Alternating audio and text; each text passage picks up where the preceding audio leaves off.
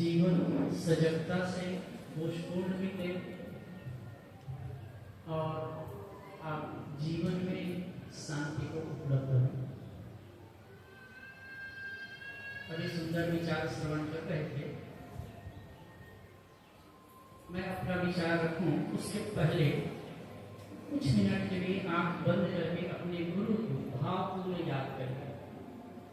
जिनके जो गुरु हों, जिनके प्रति जिनकी आस्था हो, उनको आप भावपूर्वक आप याद करेंगे और भाव से नमन करेंगे। सभी लोग आंख बंद करेंगे।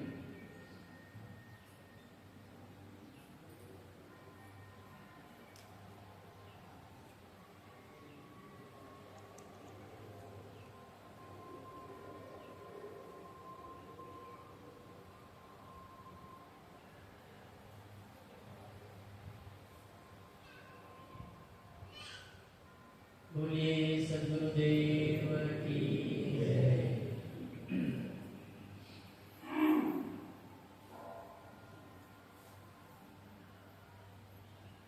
जीवन में दो क्षेत्र है, एक व्यवहारिक और दूसरा परमार्थी। व्यवहारिक क्षेत्र में भी गुरु की पहले हम आदतों का निर्माण करते हैं। हमारा ढंग, जैसे कि हम कोई मित्रों के साथ में बैठते हैं, किसी प्रकार से पुस्तक पढ़ते हैं, कैसे लोगों के साथ में उठते बैठते हैं, कैसे सोचते हैं,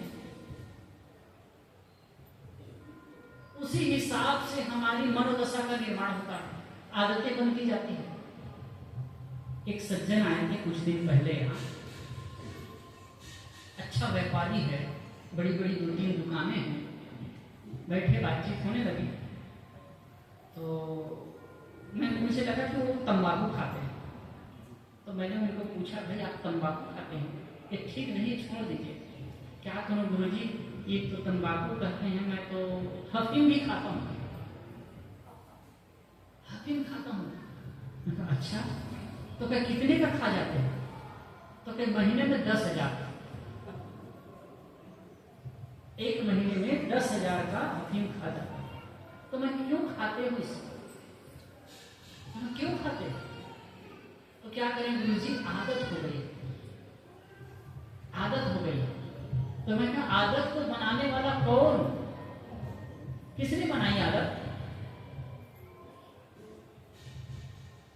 किसने बनाई आदत?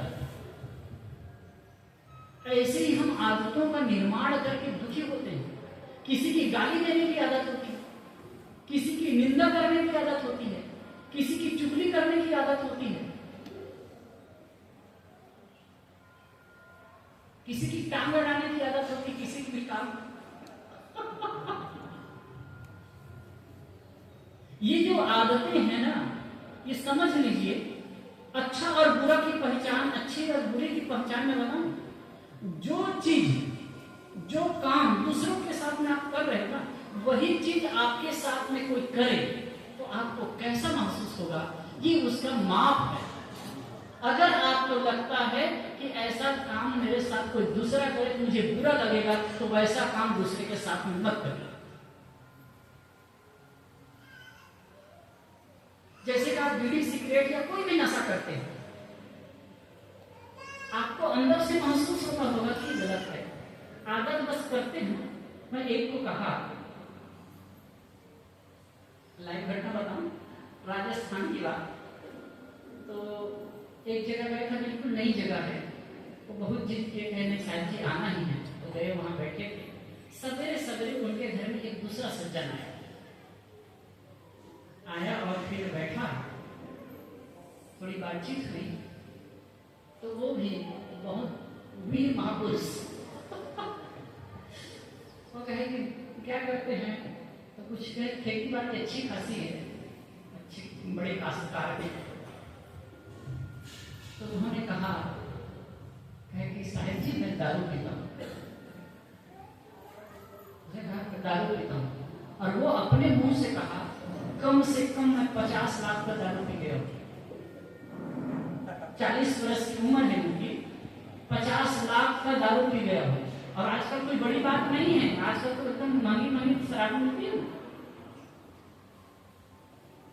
तो मैं समझाया, छोड़ दिया, और उसकी तो विशेषता है कि वो छोड़ ही दिया। बीच बीच में फोन करता हूँ तो क्या गुरु जी आपको जवान दिया, बिल्कुल छोड़ दिया। अब उसके बाद में फिर उनके घर में मैं गया, उसी समय बैठे बातचीत होने लगी, तो मैं बता रहा हूँ क्या होता है। उसका लड़का था, बड़ा है, मतलब मेरे ख्याल से 25 साल तक, उनकी शादी हो चुकी है। तो ऐसे बैठे बातचीत, तो मैं कहूँ बेटा तू भी पीता है क्या? तो कहे हाँ शायद जी पीता हूँ। तो कहे कभी कभी पीता हूँ। कभी कभी, मैं कभी कभी मतलब कभी पार्टी में, और कभी कुछ और कोई फंक्शन वगैरह हो गया तो मैं कहा कितने का पी जाते हैं? तो उसने भी छूटते हुए कहा एक बार में 5,000।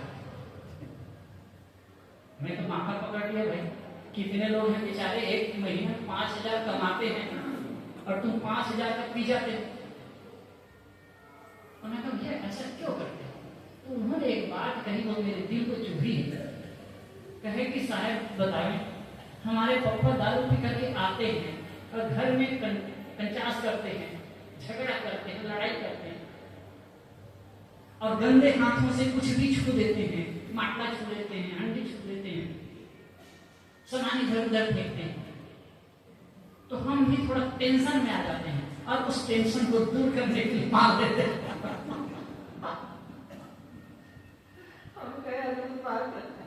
तो मैं उनके पिता बैठे थे, उनको संकेत करके कहा देख रहे हो तुम्हारा पुत्र तुमसे क्या प्रेरणा ले रहा है। लेकिन एक विशेषता उन लोगों की, बैठाया समझाया, फिर उसके बाद छोड़ दिए। तो लगातार कभी कभी फोन करता हूँ 5-7 दिन में या महीने में 15 दिन में, तो 3-4 महीना हो गया, फिर उनको छोड़ दिए। तो वही पास में भगत जिनके यहाँ मैं गया था, उनसे भी बात हो गई, तो है कि शायद जिनको छोड़ दिए वो अब आएंगे तो उनके यहाँ एक भंडारा करना है। मैं तो अच्छी बात है। मेरे कहने का मतलब है कि कोई चीज आप करते हो, कोई आदत बनाते हो, तो आपके लिए या औरों के लिए क्या होता है? निश्चित है कि आप आदत बनाए हैं तो उसका बुरापन आपको नहीं लगेगा, लेकिन आप स्थायी रूप से रिलैक्स होकर के सोचिए तो आपके लिए वो दुखद है। ये तो सामान्य आदतों के लिए, और भी जीवन में बहुत सारी बातें होती है जो छोटी छोटी हम आदतें बनाए, जैसे गाली देने की आदत। गुजराती भाई थे ना, और उनको पता होगा कि बार बार में कोई गाली देते हैं, आपको पता है, मैं नहीं कर सकता हूँ, क्यों कहते हैं? आप सोचिए क्या अच्छा है। वही चीज कोई अगर नहीं आपका बच्चा आपको कर दे या कोई दूसरा व्यक्ति आपको कहे, आपके कान में कहे, क्या लगेगा? तो पहले हम आदत बनाते हैं, फिर वही आदतें हमारे जीवन को बढ़ाती हैं। और ऐसी कोई भी चीज नहीं है जो जीवन से छूट नहीं सकता।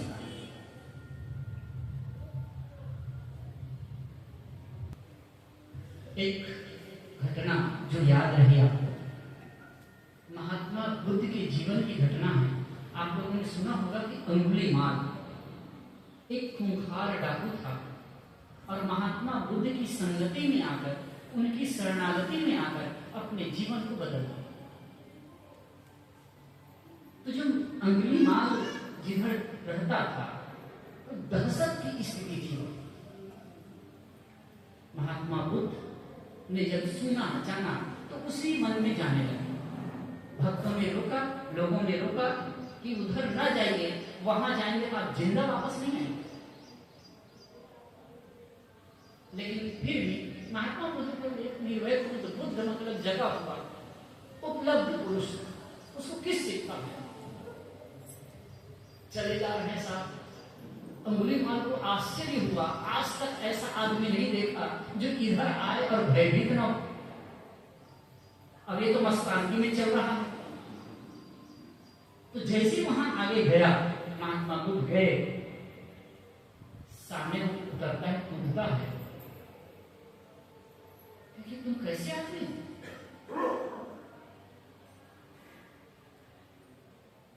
क्या तुम्हें भय नहीं है? पहले कहते हैं कि और आगे ठहर जाओ, और आगे ठहर जाओ। वो चल ही रहे हैं, महात्मा लोग चल ही रहे हैं। तो कहते हैं फिर से जोर से चिल्लाए, और आगे मेरी बात सुनाई नहीं दे रही, ठहर जाओ। महात्मा लोग चलते चलते कहते हैं, अंगुली माल मैं तो ठहर चुका हूं, तुम कब ठहरोगे? मैं तो ठहर चुका हूं, तुम कब ठहरोगे? उनको आश्चर्य लगता है कि आदमी चल ही रहा है, बोलता है कि मैं ठहर चुका हूं, तुम कब ठहरोगे? महात्मा बुद्ध कहते हैं इसका मतलब, अंगुली माल का इसका मतलब कहे कि अंगुली माल मैं ठहर चुका हूं, तुम अपने दुष्कर्मों से कब ठहरोगे? बात बहुत है, उसको बढ़ाने की आवश्यकता नहीं है। वो कहते हैं मैं बहुत दूर आगे निकल चुका हूं, इतने सारे दुष्कर्म किए हैं, इतना मैं पाप किया हूं, इतने लोगों को मारा हूं कि मैं उससे ऊपर नहीं आ सकूंगा। तो महात्मा बुद्ध कहते हैं अंगुली माल जब से जगे तभी से सवेरा समझो, दृढ़ता से तुम सोचोगे और संकल्प करोगे तो उबर सकते हो। तो फिर लोगों के अंदर में मेरे प्रति जो द्वेष है, घृणा है, वो दूर कैसे हो? चलो मैं छोड़ दूंगा,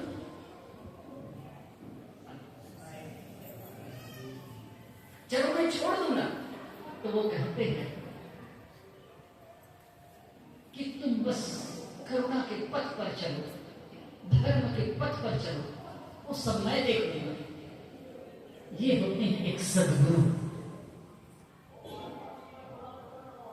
और कहानी कहती है अंगुली माल भिक्षु हो गया, अहिंसा हो गया।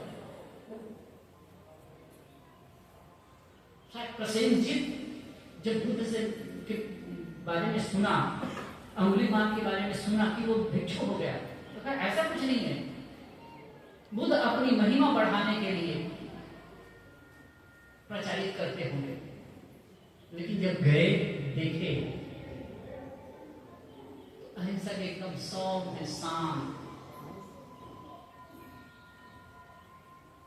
शांत की स्थिति में है और देशना कर रहे हैं, उपदेश भी कर रहे हैं। तो देख करके बड़ा आश्चर्य, ऐसा कोई होता सोच सकता? ये कहने का मतलब इसमें दो बातें, दो चीज का संकेत है।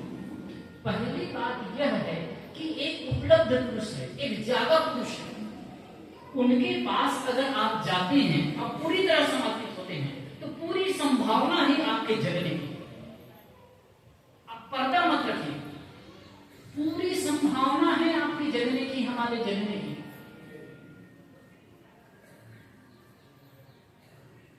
और दूसरी बात यह है कि चाहे आप कितनी भी दूरी चले गए, कितने ही आपके जीवन से भूल हो चुकी है, वैसे हम देखते हैं तो इसमें कोई अंगुली माल जैसे डाकू नहीं होगा, कोई मार काट करने वाला नहीं होगा, कोई हिंसा हत्या करने वाला नहीं होगा।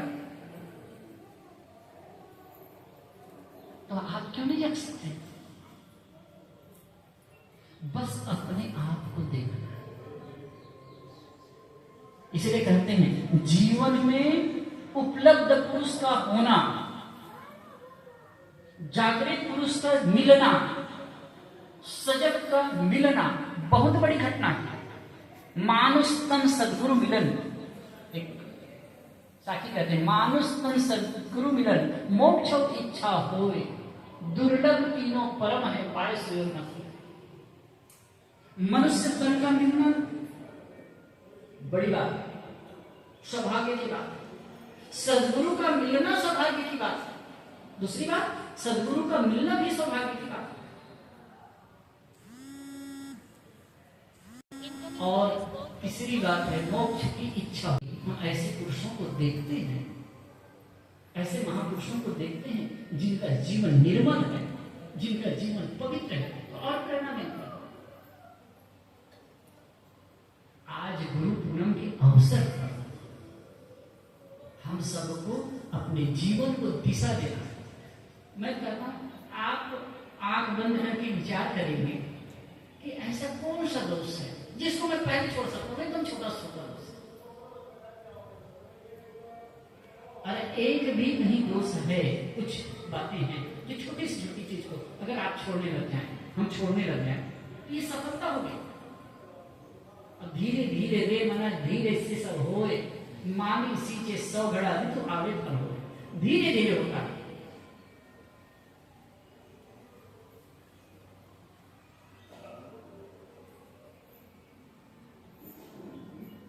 हम सबको चाहिए कि हमारा जीवन मंगलमय। अभी हम लोग सुन रहे थे हमारे साहित्य में, तो मुझे एक बात आई कि वास्तव में दरिद्र कौन है? धन होने के बाद भी होते हैं दरिद्र। दरिद्रो यस्य संतुष्ट, जो असंतुष्ट है वही दरिद्र है। ये भी आदत हो जाती है, कितना भी है तो भी दरिद्रता। दरिद्रो यस्य संतुष्ट कृपणो यो अजितेंद्रिय। कृपण कौन है? जो अजितेंद्रिय है। गुणेश सक्त धीरीसो। अब ईश्वर कौन है? बहुत बढ़िया बात है, भागवत का सूत्र है। गुणेश सक्त धीरीसो। जीवन का इतना खाका खींच दिया। दरिद्र यस्य संतुष्ट, जो असंतुष्ट है वही दरिद्र है। जीवन का संदेश क्या है? जो कुछ मेहनत करने में कोताही मत करिए, आलस न करिए, लेकिन जो प्राप्त हो उसमें संतुष्ट रहिए, क्योंकि संतोषम परमम सुखम। और कृपणो यो जितेंद्रिय। कृपण कौन है? हमेशा कृपण बना रहेगा, दुखी बना रहेगा। कौन? अजितेंद्रिय, जिनकी मन इंद्रियां स्वस्थ नहीं। गुणेश्वर सक्त धीरीसो। ईश्वर कौन है? ईश्वर कौन है? ईश्वर के लिए आकाश में ताकते हैं, कहीं और। अद्भुत बात है, लोगों की धारणा भी, मंदिर में कहीं भगवान बैठा है या आकाश में कहीं बैठा है। अब एक तरफ ये भी कहते हैं कड़कड़ में भगवान है। कबीर साहब तो कहते हैं घड़ घड़ में भगवान है। भाई जो व्यवहारिक बात, घट घट में वही साईं रमता, कटुक वचन मत बोल रहे। आज एक संकल्प में किसी के साथ में कटु व्यवहार नहीं करेंगे, कटु नहीं बोलेंगे, क्योंकि घट घट में बसता है ना। कोई व्यक्ति मुझे कटु कहे तो मुझे अच्छा नहीं लगता, तो मेरा भी दायित्व है कि मैं किसी को कटु न बोलूं, किसी का दिल न दुखाऊं। गुणेशो सक्त धीरीसो। जो है आसक्ति, जो आसक्ति है उसको तोड़ दे। कहीं आसक्त नहीं है, गुणों के प्रति क्षुब्धम अहंता ममता भी नहीं है। कहते वही तो ईश्वर है, वही ईश्वर है। और गुण संतो विपर्या। और जो आसक्त है संसार में, एक मैं कभी कभी याद आ जाती है मुझे बात। सदगुरु अभिलाष साहब जी से मैं पहली बार जब मुलाकात हुई, मिलने आया, शायद मैं अपने जन्मभूमि में कार्यक्रम था, तो गुरुदेव जी का कार्यक्रम था, तो मैं बैठा था, तो ऐसे बातचीत होने लगी, तो मैंने एक वाक्य कहा, वो सबके लिए है, इसलिए मैं कभी कभी कहता हूँ। मैंने कहा गृहस्थी में कल्याण है कि विरक्ति में कल्याण है। मैंने प्रश्न पूछा था, पहला प्रश्न साहब को, कि गृहस्थी में कल्याण है कि विरक्ति में कल्याण है। तो उन्होंने सुंदर बात कही थी कि बेटा, न गृहस्थी में कल्याण है न विरक्ति में कल्याण है, कल्याण समझ में है। समझ रहे? कल्याण समझ में है। यदि आप समझ पूर्वक जीते हैं, निष्प्रियता पूर्वक जीते हैं, एक स्टेज के बाद में तो गृहस्थ जीवन में भी निष्प्रियता की स्थिति आनी ही चाहिए, तो वही कल्याण है। और वैसे समझ पूर्वक नहीं जी रहे हैं, तो चाहे आप घर संसार छोड़कर साधु के हो गए, वहां भी कल्याण नहीं। तो बात है कि हम अपने जो कुछ प्राप्त करते हैं, जो कुछ मेहनत से प्राप्त होता है, उसमें संतुष्ट रहना सीखें, यदि आप सुखी रहना चाहते हैं तो।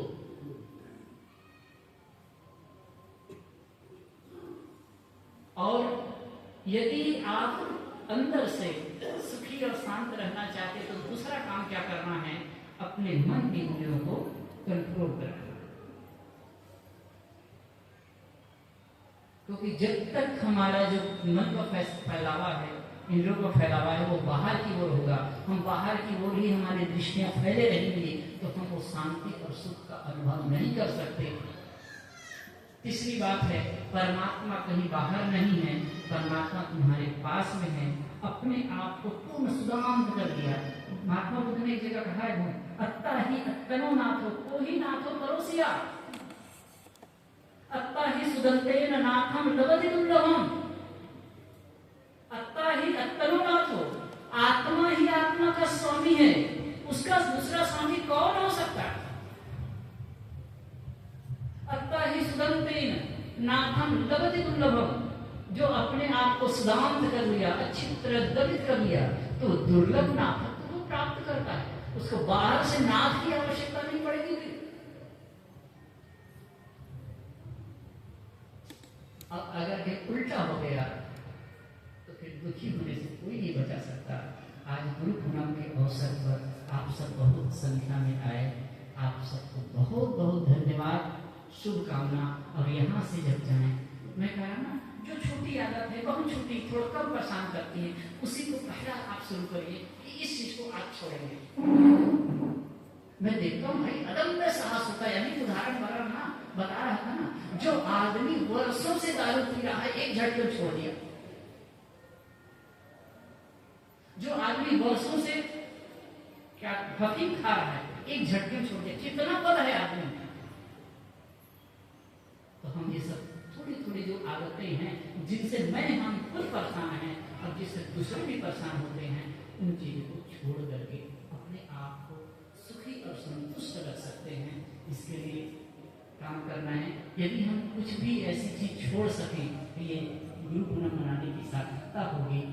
मैं आप सबको बहुत बहुत धन्यवाद देते हुए और सदगुरु संतों को